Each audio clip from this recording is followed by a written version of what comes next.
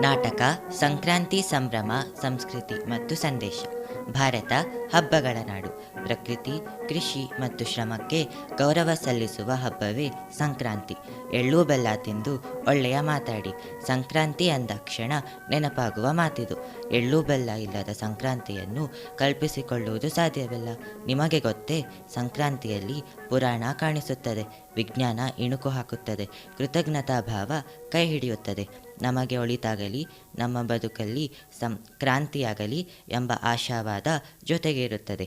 Ugadi, Deepavali, Muharram, Eid Milad, Christmas, Gauri Ganesha, Mahalaya Amavasya ಮುಂತಾದವೆಲ್ಲ ಜನಗಳ ಹಬ್ಬ. ಆದರೆ ಸಂಕ್ರಾಂತಿಯ ಸೊಗಸೇ ಬೇರೆ. ಇದು ರಾಸುಗಳ ಹಬ್ಬ. ಹಾಗಾದರೆ ಈ ಸಂಕ್ರಾಂತಿಯ ವಿಶೇಷತೆಯ ಬಗ್ಗೆ ವಿಜಯಭಾರತಿ ವಿದ್ಯಾಲಯದ ವಿದ್ಯಾರ್ಥಿಗಳಿಂದ ಕಿರುನಾಟಕ ಸಂಕ್ರಾಂತಿ ಸಂಭ್ರಮ ಸಂಸ್ಕೃತಿ ಮತ್ತು ಸಂದೇಶ. ಪಾತ್ರವರ್ಗದಲ್ಲಿ ನಿರೂಪಕ ಸಾತ್ವಿಕ್ ಜಿ, ಅಜ್ಜಿ ಜೀವಿತಾ ಎಲ್, ಅಪ್ಪ ನರಹರಿ ಸಿ ಜಿ, ಅಮ್ಮ ಶ್ರೇಯಸ್ ನಾಡಿಗೇರ್, ಮಗ ಸ್ಕಂದ ನರೇಶ್, ಮಗಳು ಶರಣ್ಯ ಆರ್ ಜೋಯಸ್, ರೈತ Abhiram C S, madam Sampada ji, ಮೇಷ್ಟ್ರು ಸಾತ್ವಿಕ್ ಜಿ. ಹಿನ್ನೆಲೆ ಗಾಯನದಲ್ಲಿ ಪ್ರೇಕ್ಷಾ ವಿ ಮತ್ತು ಗುಣಶ್ರೀ ಬಿಕೆ. ಬನ್ನಿ ನಾಟಕವನ್ನು ಆಲಿಸೋಣ. ಬನ್ನಿ ಮಕ್ಕಳ, ಬೇಗ ಅಜ್ಜಿ ಮನೆಗೆ ಹೋಗೋಣ. ಹೌದಾ ಅಮ್ಮ, ನಡಿ ನಡಿ ಬೇಗ ಹೋಗೋಣ. ಈಗ ಯಾತಕ್ಕ ಅಜ್ಜಿ ಮನೆಗೆ? ಬೇರೆ ಕೆಲಸ ಇಲ್ವಾ ನಿಮ್ಗೆಲ್ಲ? ಅಯ್ಯೋ, ನೀವೋ ನಿಮ್ಮರ್ವೋ. ಅಲ್ಲ ರೀ, ನಾವು ಹೋಗ್ತಾ ಇರೋದು ಹಬ್ಬಕ್ಕೆ. ಹೌದಾ ಅಮ್ಮ, ಯಾವ ಹಬ್ಬ? ಅದೇ ನಮ್ಮ ಸಂಕ್ರಾಂತಿ ಹಬ್ಬ. ಹಬ್ಬ ಬಂತು ಹಬ್ಬ ಬಂತು ಹಬ್ಬ ಬಂತು ಹಬ್ಬ, ಅಂತೂ ಇಂತೂ ತಂದೆ ತಂತು ಕಂತೆ ಕಂತೆ ಕಬ್ಬ.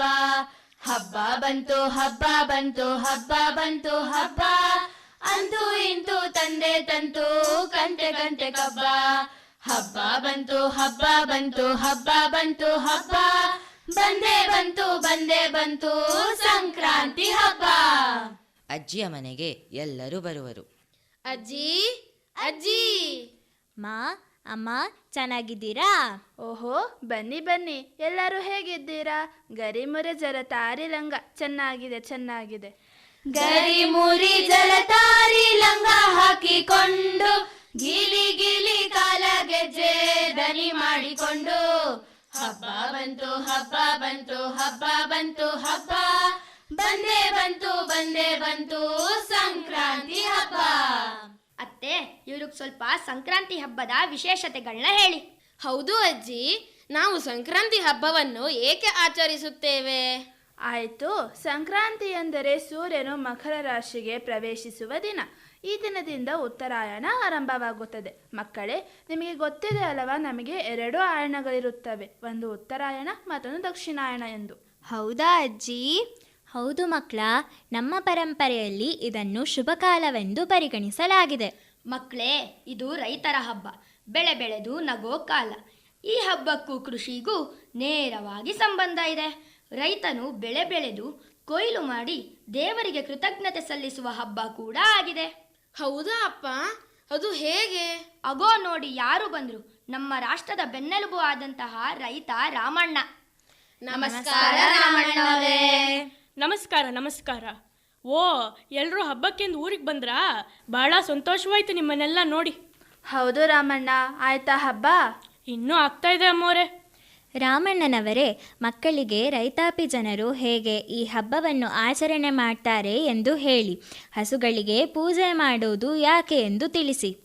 ಸರಿ, ಕೇಳಿ. ಭೂಮಿ, ಮಳೆ, ಸೂರ್ಯ ಇವೆಲ್ಲ ಸೇರಿ ನಮಗೆ ಅನ್ನ ಕೊಡುತ್ತವೆ. ಸಂಕ್ರಾಂತಿ ಅನ್ನೋದು ನಮಗೆ ಕೃತಜ್ಞತೆ ಹಬ್ಬ. ಹಸು ಎತ್ತುಗಳು ರೈತನಿಗೆ ಅವಿಭಾಜ್ಯ ಮತ್ತು ಆತನ ಸಹಾಯಕರೂ ಹೌದು. ಈ ದಿನ ಅವುಗಳಿಗೆ ಗೌರವ ಸಲ್ಲಿಸುವುದು ನಮ್ಮ ಸಂಸ್ಕೃತಿ. ಹಸು ಎತ್ತುಗಳನ್ನು ಮದುಮಕ್ಕಳಂತೆ ಅಲಂಕರಿಸಿ ಕಿಚ್ಚು ಹಾಯಿಸುತ್ತೇವೆ. ರಾಮಣ್ಣವರೇ, ಕಿಚ್ಚು ಹಾಯಿಸುವುದಂದ್ರೇನು? ಕಿಚ್ಚು ಹಾಯಿಸುವುದು ಎಂದರೆ ದನಕರುಗಳನ್ನು ಬೆಂಕಿಯಲ್ಲಿ ಜಿಗಿಸುವುದು. ಈ ಆಚರಣೆಯ ಗುಟ್ಟು ಗೊತ್ತೇ? ಇಲ್ಲ ರಾಮಣ್ಣವರೇ, ಹೇಳಿ ರಾಮಣ್ಣವರೇ. ಸಂಕ್ರಾಂತಿ ಬರುವುದು ಗಡಗಡ ಚಳಿಯ ಸಂದರ್ಭದಲ್ಲಿ. ಆ ವೇಳೆಗೆ ಕೃಷಿ ಕೆಲಸವು ಅಷ್ಟೇನೂ ಇರುವುದಿಲ್ಲ. ದನಕರುಗಳಿಗೆ ಸ್ವಲ್ಪನಾದರೂ ವಿಶ್ರಾಂತಿ ಸಿಕ್ಕಿರುತ್ತೆ. ಅವುಗಳ ಮೈಯಲ್ಲಿ ಜಿಗಣೆಯಂತಹ ಕ್ರಿಮಿಕೀಟಗಳು ಅದು ಹೇಗೋ ಸೇರಿರುತ್ತವೆ. ಗುಟ್ಟಾಗಿ ಅಡಗಿ ಕೂತು ಕಾಟ ಕೊಡುತ್ತಿರುತ್ತವೆ. ಇವುಗಳನ್ನು ತೊಲಗಿಸುವ ನೆಪದಲ್ಲೇ ಕಿಚ್ಚು ಹಾಯಿಸಲಾಗುತ್ತದೆ. ಬೆಂಕಿಯ ತಾಪ ಚೂರೇ ಚೂರು ತಾಗಿದರೂ ಸಾಕು, ಆ ಜಿಗಣೆಯಂತಹ ಕ್ರಿಮಿಕೀಟಗಳು ತೊಪ್ಪನೆ ಬೆಂಕಿಗೆ ಬೀಳುತ್ತವೆ. ಮರುಕ್ಷಣದಿಂದಲೇ ಜಾನುವಾರುಗಳ ಬದುಕು ನೆಮ್ಮದಿಯ ಹಾಡಾಗುತ್ತದೆ. ಕೊಂಬನು ಹೆರೆದು ಬಣ್ಣವ ಬಳಿದು ಎತ್ತು ಹಸು ಕರುವನ್ನು ಕಿಚ್ಚನು ಹಾಯಿಸಿ ಕೊಡುವರು ಅಪ್ಪ ಅಕ್ಕಿ ಬೆಲ್ಲ ಹಣ್ಣು. ಮಕ್ಕಳನ್ನೆಲ್ಲ ಹಸೇರಿ ಕೂಡಿಸಿ ಎಳ್ಳು ಎಲಚಿ ಅಚ್ಚು ಸುರಿವಾಗ ಅಮ್ಮ ಅಜ್ಜಿ ಮಕ್ಕಳಿಗಚ್ಚು ಮೆಚ್ಚು. ಇಷ್ಟೊಂದು ಮಾಹಿತಿಯನ್ನು ನೀಡಿದ್ರಲ್ಲ ರಾಮಣ್ಣ, ನಿಮಗೆ ಧನ್ಯವಾದ. ಮಕ್ಕಳ, ಈ ದಿನ ನಾವು ಏಕೆ ಎಳ್ಳು ಬೆಲ್ಲ ಹಂಚೋದು ಹಾಗೂ ತಿನ್ನೋದು ಅಂತ ಗೊತ್ತಾ? ಇಲ್ಲ ಅಮ್ಮ, ಹೇಳಮ್ಮ. ಸರಿ, ಎಳ್ಳಿನಲ್ಲಿ ಉಷ್ಣತೆ ನೀಡುವ ಶಕ್ತಿ ಇದೆ. ಚಳಿಗಾಲದಲ್ಲಿ ದೇಹಕ್ಕೆ ಬೇಕಾದ ಶಕ್ತಿ ಕೊಡುತ್ತದೆ. ಸಂಕ್ರಾಂತಿಯಂದು ಎಳ್ಳು, ಬೆಲ್ಲ, ಕಡಲೆ ಮತ್ತು ಕೊಬ್ಬರಿಯನ್ನೇ ಏಕೆ ತಿನ್ನಬೇಕು ಅಂದರೆ, ಚಳಿಗಾಲದ ಅವಧಿಯಲ್ಲಿ ಚರ್ಮ ಒಡೆದಿರತ್ತಲ್ಲ, ಆಗ ದೇಹದಲ್ಲಿ ಕೊಬ್ಬಿನ ಅಂಶ ಕಡಿಮೆಯಾಗುತ್ತೆ. ಚರ್ಮ ಮತ್ತು ಹುರುಪುಗೊಳ್ಳಬೇಕಾದರೆ ಕಳೆದು ಹೋದ ಕೊಬ್ಬಿನ ಅಂಶ ಬೇಗನೆ ಸಿಗಲೇಬೇಕು. ಎಳ್ಳು, ಕೊಬ್ಬರಿ, ಕಡಲೆಯಲ್ಲಿ ಕೊಬ್ಬಿನ ಅಂಶ ವಿಪರೀತ ಎಂಬಷ್ಟಿದೆ. ಸಂಕ್ರಾಂತಿಯ ನೆಪದಲ್ಲಿ ಎಲ್ಲರೂ ಎಳ್ಳು ಬೆಲ್ಲದ ಮಿಶ್ರಣ ತಿಂತಾರಲ್ಲ, ಆಗ ದೇಹವೆಂಬುದು ತಂತಾನೇ ಸರಿಯಾಗಿ ಬಿಡುತ್ತದೆ. ಎಳ್ಳು ಕಬ್ಬು ಸಕ್ಕರೆ ಅಚ್ಚು ಬಾಳೆ ಹಣ್ಣು ಬೆಲ್ಲ ಬೀರೋಕಂತ ಹೊರಟಿದ್ದಾಳೆ ತಂಗಿ ಕೇರಿಗೆಲ್ಲ. ಹೊರಟಿದ್ದಾಳೆ ಪುಟಾಣಿ ತಂಗಿ ತನ್ನ ಗೆಳತಿ ಜೋಡಿ. ರಂಗೇನಹಳ್ಳಿ ರಂಗನ ಗೊಂಬಿ ಕಣ್ಣು ತುಂಬ ನೋಡಿ. ರಂಗೇನಹಳ್ಳಿ ರಂಗನ ಗೊಂಬಿ ಕಣ್ಣು ತುಂಬ ನೋಡಿ. ಮಕ್ಕಳ ಹಾಡು ತುಂಬ ಚೆನ್ನಾಗಿತ್ತು.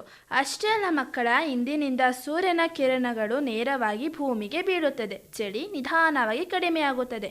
ಭೂಮಿ ಸೂರ್ಯನ ಸುತ್ತ ಸುತ್ತುವಾಗ ಉತ್ತರಾಯಣ ಪ್ರಾರಂಭವಾಗುತ್ತದೆ. ಇದರಿಂದ ದಿನದ ಬೆಳಕು ಹೆಚ್ಚುತ್ತದೆ.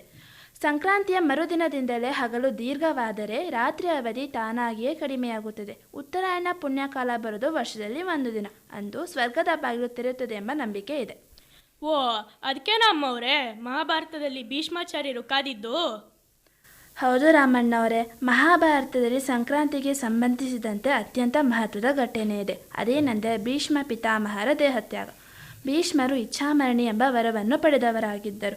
ಅವರು ದಕ್ಷಿಣಾಯನದಲ್ಲಿ ಮರಣವನ್ನು ತ್ಯಜಿಸಿ ಉತ್ತರಾಯಣ ಪ್ರಾರಂಭವಾಗುವವರೆಗೆ ಶರಶಯದಲ್ಲಿ ಕಾಯುತ್ತಿದ್ದರು. ಮಕರ ಸಂಕ್ರಾಂತಿಯಂದು ಸೂರ್ಯನು ಉತ್ತರಾಯಣಕ್ಕೆ ಪ್ರವೇಶಿಸಿದ ಕ್ಷಣದಲ್ಲಿ ಭೀಷ್ಮರು ದೇಹತ್ಯಾಗ ಮಾಡಿದರು. ಇದರಿಂದ ಉತ್ತರಾಯಣವನ್ನು ಮೋಕ್ಷದ ಕಾಲ ಎಂದು ಮಹಾಭಾರತ ಸಾರುತ್ತದೆ. ಮಕರ ಸಂಕ್ರಾಂತಿಯ ಮತ್ತೊಂದು ವಿಶೇಷತೆ ಏನೆಂದರೆ, ನಮ್ಮ ಭಾರತ ದೇಶದ ಎಷ್ಟೋ ಕುಲಗಳಲ್ಲಿ ತಮ್ಮ ತಮ್ಮ ಕುಲದೇವತೆಗಳ ಆರಾಧನೆ ಹಾಗೂ ಪಿತೃದೇವತೆಗಳಿಗೆ ತರ್ಪಣವನ್ನು ಅರ್ಪಿಸುವ ಮೂಲಕ ಕೃತಜ್ಞತೆಯನ್ನು ಸಲ್ಲಿಸುವುದು ರೂಢಿಯಲ್ಲಿದೆ. ಹಾ ಮಕ್ಕಳೇ, ನಿಮ್ಮಮ್ಮ ಹೇಳಿದ ಹಾಗೆ ಎಳ್ಳು ಬೆಲ್ಲ ಹಂಚೋದು ಜೀವನದ ಪಾಠ. ಜೀವನದಲ್ಲಿ ಬರುವ ಸುಖ ದುಃಖ ನೋವು ನಲಿವುಗಳನ್ನು ಸಮವಾಗಿ ಸ್ವೀಕರಿಸಬೇಕು ಅನ್ನೋದಕ್ಕೆ. ಅಷ್ಟೇ ಅಲ್ಲ, ಸಂಕ್ರಾಂತಿಯ ದಿನ ಗಂಗಾ, ಯಮುನೆ, ಸರಸ್ವತಿ ನದಿಗಳಲ್ಲಿ ಸ್ನಾನ ಮಾಡಿದರೆ ಪಾಪ ನಿವಾರಣೆಯಾಗುತ್ತದೆ. ಎಳ್ಳಿನ ದಾನದಿಂದ ಯಮನ ಭಯ ದೂರವಾಗುತ್ತದೆ ಎಂಬ ನಂಬಿಕೆ ಪುರಾಣಗಳಲ್ಲಿ ಉಲ್ಲೇಖವಾಗಿದೆ. ಅಷ್ಟೇ ಅಲ್ಲ ಮಕ್ಕಳ, ವಿಷ್ಣು ಪುರಾಣದಲ್ಲಿ ಉತ್ತರಾಯಣವನ್ನು ದೇವತೆಗಳ ದಿನವೆಂದು ವರ್ಣಿಸಲಾಗಿದೆ. ಉತ್ತರಾಯಣದಲ್ಲಿ ಮಾಡಿದ ದಾನ ಧರ್ಮ ಪುಣ್ಯ ಕಾರ್ಯಗಳು ಬಹುಫಲ ನೀಡುತ್ತವೆ ಎಂಬ ನಂಬಿಕೆ ಇದೆ. ಹೌದು ಅಮ್ಮ, ಈ ಹಬ್ಬ ನಮಗೆ ಗಾಳಿಪಟದ ಹಬ್ಬನೂ ಹೌದು. ಹಾಗಾದರೆ ಈ ಹಬ್ಬ ನಮ್ಮಲ್ಲಿ ಒಗ್ಗಟ್ಟು ಹಂಚಿಕೊಳ್ಳುವ ಮಾನವೀಯತೆಯನ್ನು ಬೆಳೆಸುತ್ತದೆ. ಹೌದು ಕಂದ, ಈ ಯಂತ್ರಗಳ ಯುಗದಲ್ಲೂ ನಾವು ಪ್ರಕೃತಿಯ ಜೊತೆಗಿನ ಸಂಬಂಧವನ್ನು ಈ ಹಬ್ಬಗಳ ಮುಖಾಂತರ ನೆನಪಿಸಿಕೊಳ್ಳಬೇಕು. ಈ ಸಂಕ್ರಾಂತಿಯಲ್ಲಿ ನಮ್ಮ ಸಂಸ್ಕೃತಿಯನ್ನು ಗೌರವಿಸೋಣ, ರೈತನ ಶ್ರಮವನ್ನು ಅಭಿನಂದಿಸೋಣ. ಅಗೋ ನೋಡಿ ಯಾರು ಬಂದ್ರು, ನಮ್ಮ ಮೇಡಮ್ ಜೊತೆಗೆ ಮೇಷ್ಟ್ರು ಬಂದ್ರು. ಬನ್ನಿ ಬನ್ನಿ ಮೇಡಮ್, ಬನ್ನಿ ಬನ್ನಿ ಮೇಷ್ಟ್ರೇ. ನಮಸ್ಕಾರ ಎಲ್ಲರಿಗೂ. ನಮಸ್ಕಾರ ಮೇಡಮ್, ನಮಸ್ಕಾರ ಮೇಷ್ಟ್ರೇ. ಮೇಡಮ್, ಮೇಷ್ಟ್ರೆ, ತೆಗೆದುಕೊಳ್ಳಿ ಎಳ್ಳು ಬೆಲ್ಲ. ಆಹಾ, ಬಹಳ ರುಚಿಯಾಗಿದೆ.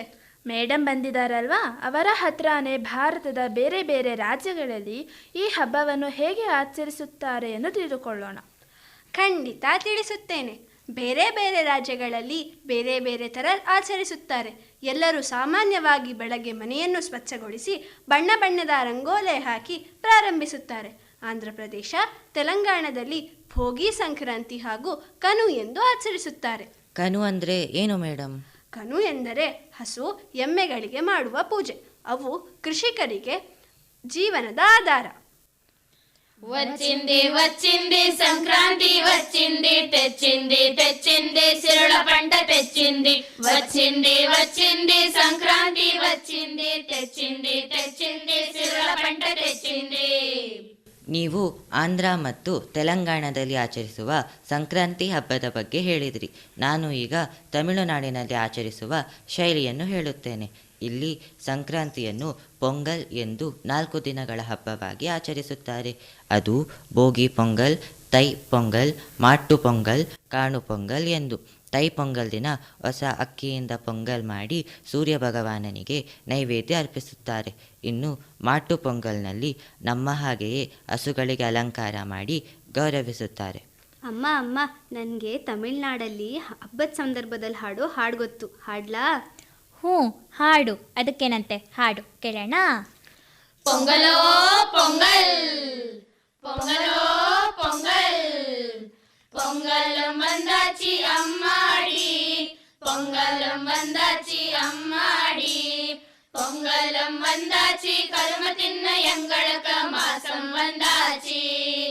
పొంగలో పొంగల్ పొంగలో పొంగల్. ಮೇಷ್ಟ್ರು ತಮಿಳುನಾಡಿನಲ್ಲಿ ಆಚರಿಸುವ ಸಂಕ್ರಾಂತಿಯ ಶೈಲಿಯನ್ನು ಹೇಳಿದ್ರಲ್ವಾ? ಈಗ ನಾನು ಮಹಾರಾಷ್ಟ್ರದಲ್ಲಿ ಆಚರಿಸುವ ಶೈಲಿಯನ್ನು ಹೇಳುತ್ತೇನೆ. ಮಹಾರಾಷ್ಟ್ರದಲ್ಲಿ ತಿಳ್ಗುಲ್ಗ್ಯಾ ಗೋದ್ ಗೋದ್ ಬೋಲಾ ಎಂದು ಹೇಳುತ್ತಾ ಎಳ್ಳು ಬೆಲ್ಲ ಹಂಚಿ ಒಳ್ಳೆಯ ಮಾತುಗಳನ್ನಾಡುತ್ತಾರೆ. ವಿಶೇಷ ಎಂದರೆ ಸ್ತ್ರೀಯರು ಹಳದಿ ಕೆಂಪು ಸೀರೆ ಧರಿಸಿ ಹಬ್ಬ ಆಚರಿಸುತ್ತಾರೆ. ಗುಡಿಪಾಡ್ಯಾಚ ಹಾರ್ದಿಕ ಶುಭೇಚ್ಛ. ಎಷ್ಟು ಅದ್ಭುತವಾದ ವಿಷಯ. ಇನ್ನು ಗುಜರಾತಿನಲ್ಲಿ ಹೇಗೆ ಆಚರಿಸುತ್ತಾರೆ? ಗುಜರಾತ್ನಲ್ಲಿ ಉತ್ತರಾಯಣ ಎನ್ನುತ್ತಾರೆ. ಇಲ್ಲಿ ಗಾಳಿಪಟ ಹಬ್ಬ ಬಹಳ ಪ್ರಸಿದ್ಧ. ಆಕಾಶ ತುಂಬ ಬಣ್ಣ ಬಣ್ಣದ ಗಾಳಿಪಟಗಳಿಂದ ತುಂಬಿರುತ್ತದೆ. ಮನೆ ಮೇಲೆಲ್ಲ ಜನ ಸೇರಿ ಹಬ್ಬ ಆಚರಿಸುತ್ತಾರೆ. ಉತ್ತರಾಯ ಖೂಬ್ ಖೂಬ್ ಶುಭೇಚ್ಛಾ. ವಾ, ಎಷ್ಟು ಚಂದ ಇರ್ತದೆ ಅಲ್ವಾ? ಹೌದು, ಬಹಳ ಚಂದ ಇರುತ್ತದೆ. ಇನ್ನು ಪಂಜಾಬಿನಲ್ಲಿ ಸಂಕ್ರಾಂತಿಗೆ ಮುನ್ನ ದಿನ ಲೋಹ್ರಿ ಹಬ್ಬವನ್ನು ಆಚರಿಸುತ್ತಾರೆ. ಇಲ್ಲಿ ಬೆಂಕಿಯ ಸುತ್ತ ನೃತ್ಯ ಮಾಡಿ ಕಡಲೆ, ಎಳ್ಳು, ರೇವಡಿ ಅರ್ಪಿಸುತ್ತಾರೆ. ಲೋಹ್ರಿ ಹಬ್ಬಕ್ಕೆ ಜೈ. ಬಲೆ ಬಲೆ ಆಹ ಬಲೆ ಬಲೆ, ಬಲೆ ಬಲೆ ಆಹ ಬಲೆ ಬಲೆ. देखो है आया बैसाखी का त्योहार, चारों तरफ छाई फसल की बहार. भले भले आह भले भले, भले भले आह भले भले. आया बैसाखी माघी दी लाख लाख वधाया. ಇನ್ನು ಅಸ್ಸಾಂನಲ್ಲಿ ಮಾಘ್ ಬಿಹು ಎಂದು ಕರೆಯುತ್ತಾರೆ. ಅಲ್ಲಿ ಜನರು ಸಮೂಹವಾಗಿ ಊಟ ಮಾಡಿ ಪರಂಪರೆಯ ಆಟ, ನೃತ್ಯಗಳಲ್ಲಿ ಭಾಗವಹಿಸುತ್ತಾರೆ. ಮಾಘ್ ಬಿಹು ಶುಭೇಚ್ಛೆ. ಇನ್ನು ಕೇರಳದಲ್ಲಂತೂ ಮಕರ ಜ್ಯೋತಿಯ ಸಂಭ್ರಮ. ಮಕರ ವಿಳಕ್ಕು ಆಶಂಸಹಳ. ಅಬ್ಬಾ, ಸಂಕ್ರಾಂತಿ ಹಬ್ಬವು ಭಾರತದಲ್ಲಿ ವಿಭಿನ್ನ ಹೆಸರಿನಲ್ಲಿ ಆಚರಿಸಲ್ಪಟ್ಟರೂ ಎಲ್ಲೆಡೆ ಕೃತಜ್ಞತೆ, ಸಮೃದ್ಧಿ ಮತ್ತು ಐಕ್ಯತೆ ಎಂಬ ಸಂದೇಶ ನೀಡುತ್ತದೆ. ಬನ್ನಿ ಬನ್ನಿ ಎಲ್ರೂ ರಂಗಯ್ಯನ ಗುಡಿಗೆ ಹೋಗೋಣ. ಅಲ್ಲಿ ಕೋಲಾಟ ನಡೀತಿದ್ಯಂತೆ. ಬನ್ನಿ ಬನ್ನಿ, ಬೇಗ ಹೋಗೋಣ. ಹೌದು ಅಮ್ಮ, ನಡಿ ಬೇಗ ಹೋಗೋಣ. ಕೋಲು ಮಾತಾಡುತ್ತಾವೆ, ಹೂವಿನ ಗೆಜ್ಜೆ ಮಾತಾಡುತ್ತಾವೆ. ಹೈ, ಕೋಲು ಮಾತಾಡುತ್ತಾವೆ, ಹೂವಿನ ಗೆಜ್ಜೆ ಮಾತಾಡುತ್ತಾವೆ. ಹೊಳೆಯಲ್ಲಿ ನೀರು ತುಂಬಿ, ಹೊಲದಲ್ಲಿ ಬೆಳೆ ತುಂಬಿ, ಊರೂರಿನ ಗುಡಿ ಮನೆ ತುಂಬಿ, ಊರೂರಿನ ಗುಡಿ ಮನೆ ತುಂಬಿ. ಹೂವಿನ ಗೆಜ್ಜೆ ಮಾತಾಡುತ್ತಾವೆ. ಹೈ, ಹೂವಿನ ಗೆಜ್ಜೆ ಮಾತಾಡುತ್ತಾವೆ. ಊರೂರಿನ ಗುಡಿ ಮನೆ ತುಂಬಿ, ಜನ ತುಂಬಿ, ಸಂಕ್ರಾಂತಿ ಬಂತು ಸಿರಿ ತುಂಬಿ, ಸಂಕ್ರಾಂತಿ ಬಂತು ಸಿರಿ ತುಂಬಿ. ಹೂವಿನ ಗೆಜ್ಜೆ ಮಾತಾಡುತ್ತಾವೆ. ಹೈ, ಹೂವಿನ ಗೆಜ್ಜೆ ಮಾತಾಡುತ್ತಾವೆ. ಸಂಕ್ರಾಂತಿ ಹಬ್ಬದಲ್ಲಿ ಸಂಭ್ರಮವೇ ನಮ್ಮ ದೇವೇಂದ್ರ ನೈಭೋಗ ಧರೆಯಲ್ಲಿ, ದೇವೇಂದ್ರ ನೈಭೋಗ ಧರೆಯಲ್ಲಿ. ಹೂವಿನ ಗೆಜ್ಜೆ ಮಾತಾಡುತ್ತಾವೆ, ಹೈ ಹೂವಿನ ಗೆಜ್ಜೆ ಮಾತಾಡುತ್ತಾವೆ. ದೇವೇಂದ್ರ ನೈಭೋಗ ಧರೆಯಲ್ಲಿ ನೋಡು ಬಾರೆ ಬೆಳೆದು ಬಿಗ್ಯಾಳೆ ಭೂಮಿ ತಾಯಿ, ಬೆಳೆದು ಬಿಗ್ಯಾಳೆ ಭೂಮಿ ತಾಯಿ. ಹೂವಿನ ಗೆಜ್ಜೆ ಮಾತಾಡುತ್ತಾವೆ, ಹೈ ಹೂವಿನ ಗೆಜ್ಜೆ ಮಾತಾಡುತ್ತಾವೆ. ಭೂಮಿಯು ನಮ್ಮ ತಾಯಿ, ತಂದೆಯು ಬಸವಣ್ಣ, ಅವರಿಟ್ಟ ಸಿರಿಯ ನೋಡ ಬನ್ನಿ, ಅವರಿಟ್ಟ ಸಿರಿಯ ನೋಡ ಬನ್ನಿ. ಹೂವಿನ ಗೆಜ್ಜೆ ಮಾತಾಡುತ್ತಾವೆ, ಹೈ ಹೂವಿನ ಗೆಜ್ಜೆ ಮಾತಾಡುತ್ತಾವೆ. ಸುಗ್ಗಿ ಬಂದಿದೆ ಬನ್ನಿ, ಹಿಗ ತಂದಿದೆ ಬನ್ನಿ, ಸಗ್ಗವಾಗಿದೆ ಭೂಮಿ ನೋಡ ಬನ್ನಿ, ಸಗ್ಗವಾಗಿದೆ ಭೂಮಿ ನೋಡ ಬನ್ನಿ. ಹೂವಿನ ಗೆಜ್ಜೆ ಮಾತಾಡುತ್ತಾವೆ, ಹೈ ಹೂವಿನ ಗೆಜ್ಜೆ ಮಾತಾಡುತ್ತಾವೆ. ಎಳ್ಳು ಬೆಲ್ಲವ ಕೊಟ್ಟ ಒಳ್ಳೆ ಬಾಳನ್ನು ಕೊಟ್ಟ, ಎಲ್ಲರಿಗೂ ಸಂಪತ್ತ ಶಿವ ಕೊಟ್ಟ, ಎಲ್ಲರಿಗೂ ಸಂಪತ್ತ ಶಿವ ಕೊಟ್ಟ. ಹೂವಿನ ಗೆಜ್ಜೆ ಮಾತಾಡುತ್ತಾವೆ, ಹೈ ಹೂವಿನ ಗೆಜ್ಜೆ ಮಾತಾಡುತ್ತಾವೆ.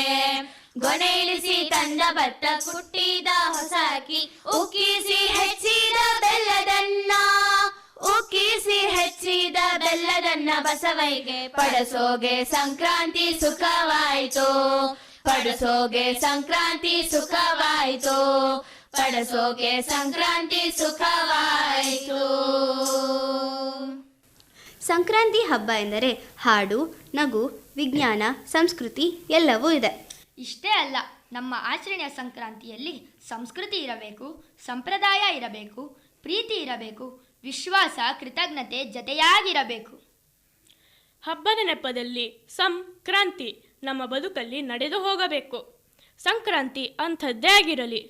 ಐಶ್ವರ್ಯ, ನೆಮ್ಮದಿ, ಖುಷಿ, ರಂಗು, ಆರೋಗ್ಯ, ನಲಿವು, ತೃಪ್ತಿ, ಹುಮ್ಮಸ್ಸು, ಇಷ್ಟಾರ್ಥ ಎಲ್ಲರಿಗೂ ಸಿದ್ಧಿಸಲಿ. ಸಂಭ್ರಮ, ಸೊಬಗು, ಸಮೃದ್ಧಿ ಎಲ್ಲರ ಬಾಳಿನಲ್ಲೂ ತುಂಬಿ ತುಳುಕಲಿ. ಎಲ್ಲರ ಒಳಿತಿಗಾಗಿ ಹರಕೆ ಹಾರೈಕೆ. ಹೌದು ಮಕ್ಕಳ, ಸಂಕ್ರಾಂತಿ ಕೇವಲ ಹಬ್ಬವಲ್ಲ, ಅದು ವಿಜ್ಞಾನ, ಪ್ರಕೃತಿ ಮತ್ತು ಸಂಸ್ಕೃತಿಯ ಸಂಗಮ. ಜೊತೆಗೆ ಪ್ರಕೃತಿಯ ಫಲವತ್ತತೆಯನ್ನು ಕಾಪಾಡುವಂತಹ ಜವಾಬ್ದಾರಿ ನಮ್ಮ ಮೇಲಿದೆ. ಪ್ಲಾಸ್ಟಿಕ್ ಬಳಕೆ ಕಡಿಮೆ ಮಾಡಬೇಕು. ಭೂಮಿ ತಾಯಿ ಕೊಡುವಂತಹ ಬೆಳೆಗಳನ್ನೇ ಬಳಸಬೇಕು. ಅದಕ್ಕೆ ಅಲ್ವಾ ಭತ್ತದ ರಾಶಿ, ರಾಗಿಯ ಕಣಕ್ಕೆ ಪೂಜಿಸೋದು. ನಮ್ಮ ಹಬ್ಬಗಳು ಅಂಧಶ್ರದ್ಧೆ ಅಲ್ಲ, ಜ್ಞಾನಾಧಾರಿತ ಪರಂಪರೆಗಳು. ಪ್ರಕೃತಿಯ ಜೊತೆಗೆ ನಮ್ಮ ಜೀವನ ಅಲ್ವಾ ಮಕ್ಕಳ? ಹೌದು ಹೌದು. ಬೆಂಗಳೂರಿನ ಗಿರಿನಗರದ ವಿಜಯ ಭಾರತಿ ವಿದ್ಯಾಲಯದ ವತಿಯಿಂದ ಸಮಸ್ತ ಬಂಧು ಬಾಂಧವರಿಗೂ ಮಕರ ಸಂಕ್ರಾಂತಿ ಹಬ್ಬದ ಹಾರ್ದಿಕ ಶುಭಾಶಯಗಳು.